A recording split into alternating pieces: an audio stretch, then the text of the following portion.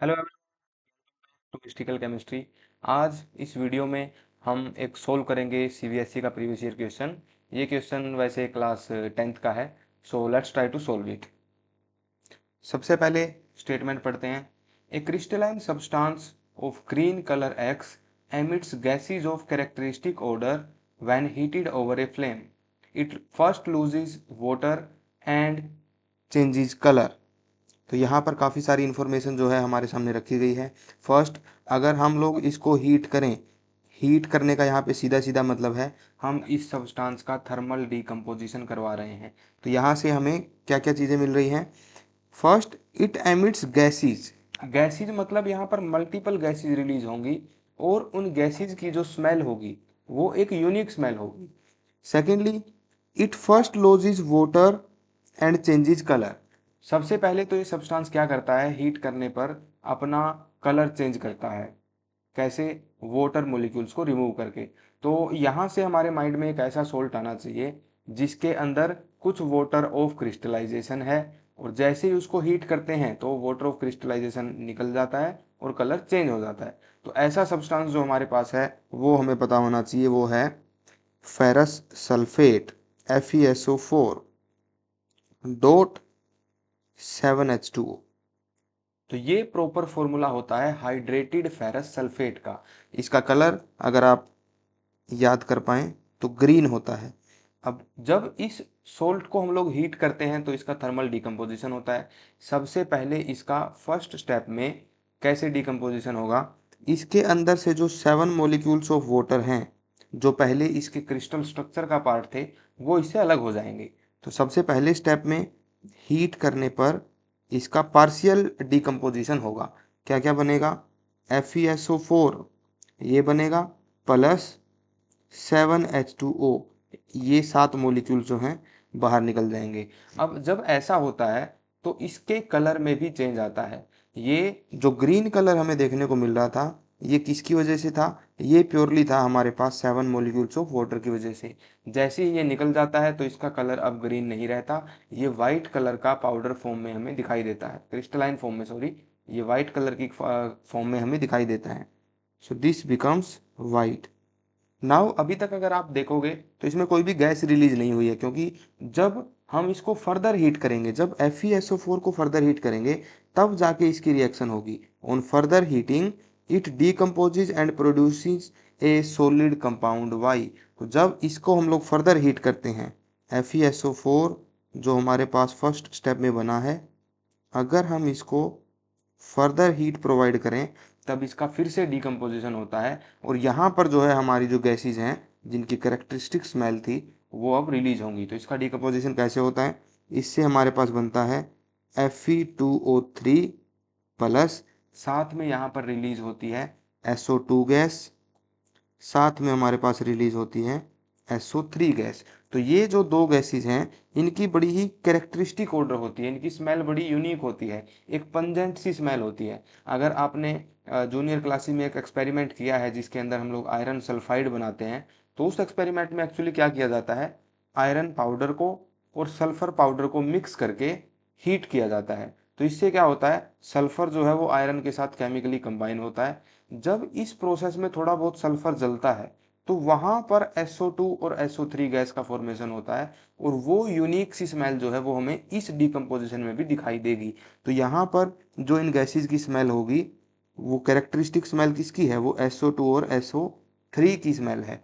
तो ये SO2 gas, आप ये चीज़ ध्यान में रखेंगे, कभी भी एग्जामिनर ऐसे डायरेक्ट नहीं बताते हैं कि कौन सी गैस रिलीज हो रही है, वो हमेशा गैस की प्रॉपर्टी आपको बताएंगे। जैसे यहाँ पर हो सकता है कैरेक्टरिस्टिक ऑर्डर की बजाय एग्जामिनर ये लिख देता कि एक ऐसी गैस रिलीज हो रही है जिसकी जो स्मेल है वो बर्निंग सल्फर के जैसी है।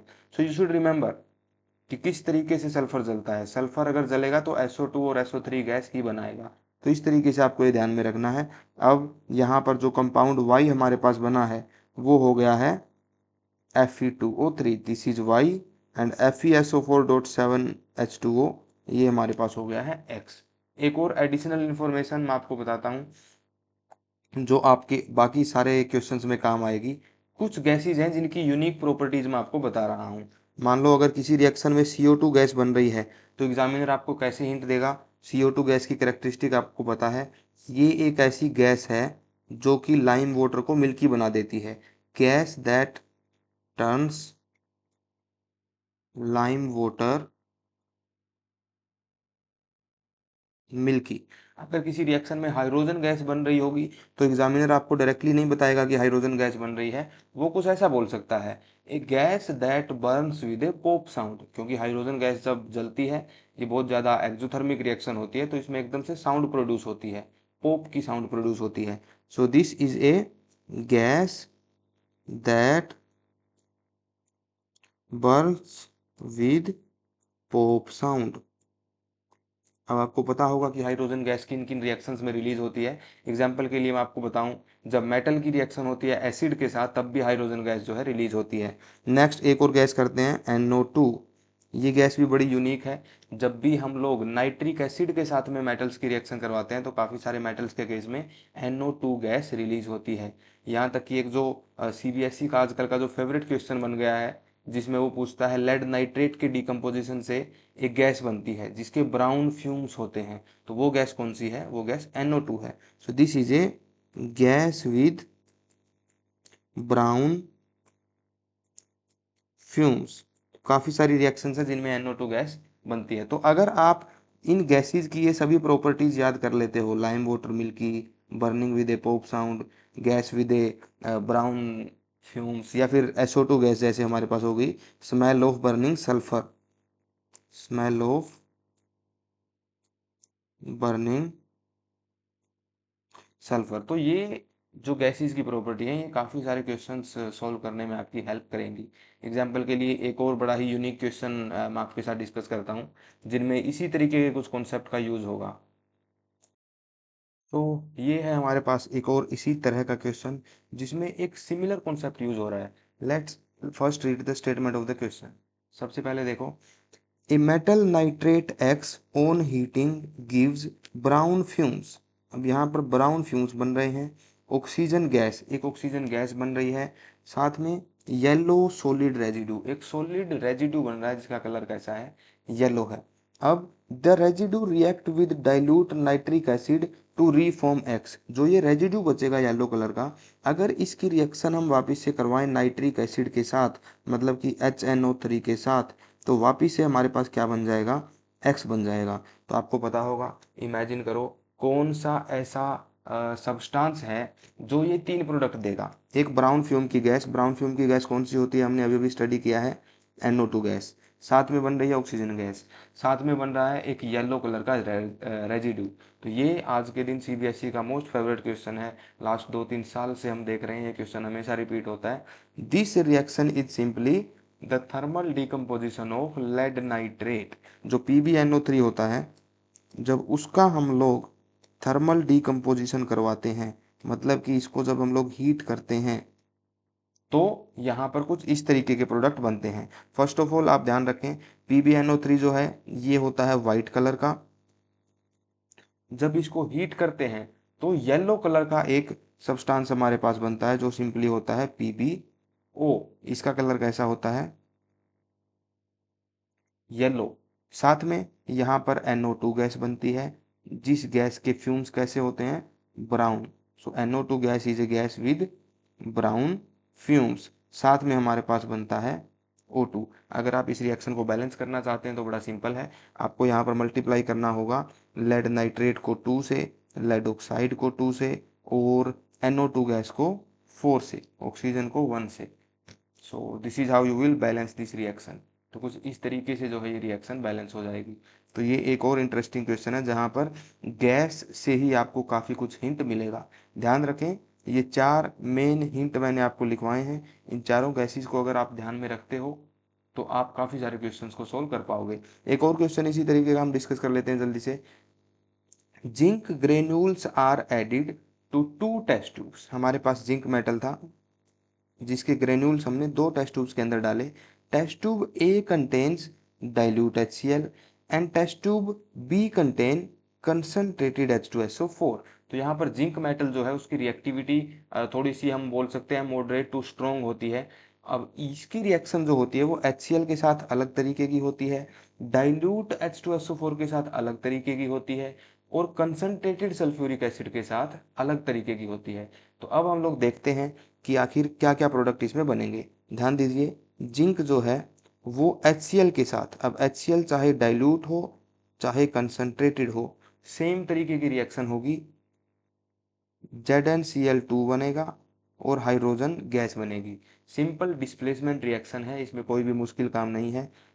वहीं अगर जिंक की रिएक्शन आप करवा रहे हो H2SO4 के साथ में, तो यहाँ पर आपको थोड़ा सा देखना पड़ेगा, क्योंकि H2SO4 जो है वो जब कंसंट्रेटेड होता है तो काफ़ी स्ट्रॉन्ग ऑक्सीडाइजिंग एजेंट की तरह काम करता है। तो रिएक्टिव मेटल्स जो होंगे वो कंसंट्रेटेड H2SO4 के साथ सिर्फ सोल्ट एंड हाइड्रोजन गैस नहीं बनाएंगे, वो एक और गैस बनाएंगे।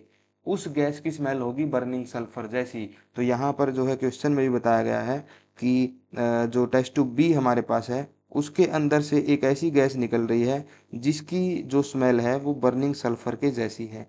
तो यहाँ पर जो सेकंड गैस निकलेगी वो होगी SO2, ये गैस साथ में निकलेगी। साथ में यहाँ पर बनेगा ZnSO4, साथ में यहाँ पर बनेगा हाइड्रोजन। अब हाइड्रोजन के बारे में एक चीज जो जरूरी ध्यान में रखने वाली है वो क्या है, देखो, hydrogen is a highly flammable gas, ये बहुत ज़्यादा फ्लेमेबल गैस है। साथ में हमारे पास है कंसंट्रेटेड सल्फ्यूरिक एसिड, और कंसंट्रेटेड सल्फ्यूरिक एसिड जो है ये बहुत अच्छा ऑक्सीडाइजिंग एजेंट है। तो ये जरा भी देर नहीं लगाएगा हाइड्रोजन गैस को ऑक्सीडाइज करने में, हाइड्रोजन के साथ ऑक्सीजन जोड़ने में। तो यहाँ पर असल में हाइड्रोजन गैस रिलीज नहीं होगी, जैसे ही हाइड्रोजन बनेगी वो तुरंत इट विल कैच फायर और आग लगते ही ये H2O बनाएगी। तो ये एक और चीज़ आपको ध्यान में रखनी है, जब भी हमारे पास जो एसिड होगा वो एक स्ट्रॉन्ग ऑक्सीडाइजिंग एजेंट की तरह काम करेगा, तब वहां से वो हाइड्रोजन को निकलने नहीं देगा, हाइड्रोजन का वोटर बना के भेजेगा, क्योंकि ऑक्सीडाइजिंग एजेंट है तो ऑक्सीडेशन करवाएगा, हाइड्रोजन के साथ में ऑक्सीजन जोड़ देगा। तो ऐसे वोटर बनेगा, यहाँ पर हाइड्रोजन गैस नहीं बनेगी। तो ये हमारे पास दोनों टेस्ट ट्यूब्स की रिएक्शंस हैं। अब क्वेश्चंस हमारे साथ क्या क्या पूछे गए थे। Name the gas evolve in test tube A, test tube A के अंदर कौन सी गैस निकली है, हाइड्रोजन गैस निकली है। How to test it, hydrogen gas को टेस्ट कैसे करते हैं, तो इसके लिए हम सिंपली रखते हैं it Burns with, it Burns with pope sound. तो ये जो गैस है ये पोप साउंड के साथ में जलती है। तो इस तरीके से हम लोग हाइड्रोजन गैस का जो है टेस्ट कर सकते हैं। सेकंड, टेस्ट ट्यूब बी के अंदर कौन सी गैस रिलीज हुई है, तो यहाँ पर गैस रिलीज हुई है SO2, यहाँ पर सल्फर डाइऑक्साइड गैस जो है रिलीज हुई है, जिसकी स्मेल जो है वो कैसी है, बर्निंग सल्फर के जैसी है। अब इसके अलावा जो है एक और हमें बताना है, इंस्टेड ऑफ हाइड्रोजन, हाइड्रोजन की जगह यहाँ पर रिलीज हुई है SO2 गैस, और हाइड्रोजन खुद किस में बदल गया है, वाटर के अंदर बदल गया है। Name this gas and explain why it happens, तो हमें बताना है कि यहाँ पर SO2 गैस क्यों निकली और H2O क्यों बना, हाइड्रोजन क्यों नहीं बनी। तो इसका सीधा सीधा रीजन ये है, जब H2SO4 कंसनट्रेटेड होता है तो ये एक स्ट्रॉन्ग ऑक्सीडाइजिंग एजेंट की तरह काम करता है। हमारे पास क्लास 10th के सिलेबस में 3 एसिड हैं, HCl, H2SO4 और HNO3। तो ये तीनों ही एसिड थोड़ी सी डिफरेंट रिएक्शन देते हैं। HCl जो है, हाइड्रोक्लोरिक एसिड जो है, ये बहुत ज़्यादा स्ट्रॉन्ग ऑक्सीडाइजिंग एजेंट नहीं होता, ये कभी भी हमारे पास ऑक्सीडाइजिंग एजेंट की तरह काम करता हमें नहीं दिखेगा। जब इसके साथ में मेटल्स की रिएक्शन होगी तो हमेशा मेटल क्लोराइड बनेंगे और हाइड्रोजन गैस रिलीज होगी। रही बात सल्फ्यूरिक एसिड की, ये मीडियम हम बोल सकते हैं कि ऑक्सीडाइजिंग एजेंट होता है। ये ऑक्सीडाइजिंग एजेंट की तरह तभी काम करता है जब ये खुद कंसंट्रेटेड हो और इसकी रिएक्शन भी जो है वो रिएक्टिव मेटल्स के साथ हो रही हो। जिंक तक, मैग्नीशियम तक, एल्यूमिनियम तक जो है ये SO2 गैस रिलीज करेगा अगर कंसंट्रेटेड होगा तो, और अगर डाइल्यूट है तो सिंपल प्रोडक्ट बनेंगे, hydrogen gas with metal sulphate. HNO3 की अगर बात करें तो HNO3 काफ़ी स्ट्रॉन्ग ऑक्सीडाइजिंग एजेंट होता है, ये मोस्टली मेटल्स के साथ NO2 गैस रिलीज करता है। अगर हम लोग कॉपर की रिएक्शन डाइल्यूट HNO3 के साथ भी करवाते हैं तो भी NO2 गैस रिलीज होती है, gas with a brown fumes release होती है, रीजन वही है, strong oxidizing agent. Last third question, write the equation for the reaction. तो इक्वेशन हम लोग ऑलरेडी लिख चुके हैं, तो ये रही इक्वेशन। जो हमारे पास ये सेकंड क्वेश्चन है, इसके बारे में अगर आप और डिटेल में जानना चाहते हैं तो हम डिस्कस कर सकते हैं। ये एक्चुअल में टॉपिक है सेकंड चैप्टर का, क्लास 10th का जो सेकंड चैप्टर है एसिड बेस एंड सोल्ट, तो उसमें ये टॉपिक काफ़ी डिटेल से डिस्कस होता है। जब मैं क्लासेज में ये टॉपिक्स करवाता हूँ, भले ही बच्चों को थोड़ा सा एक्स्ट्रा लगे, लेकिन मैं ये टॉपिक ज़रूर समझाता हूँ कि एसिड की रिएक्टिविटी और मेटल की रिएक्टिविटी आखिर कैसे जो है रिएक्शन में अलग अलग प्रोडक्ट बना सकती है। तो यहाँ पर जो सेकंड क्वेश्चन था कंसनट्रेटेड H2SO4 प्लस जिंक, ये थोड़ा सा मुश्किल क्वेश्चन था। जनरली बच्चे इसका answer zinc sulphate plus hydrogen gas ये लिख के आते हैं, but this is not correct, this is wrong. So आज के लिए इतने ही question. Thank you so much for watching, bye bye, take care, happy learning.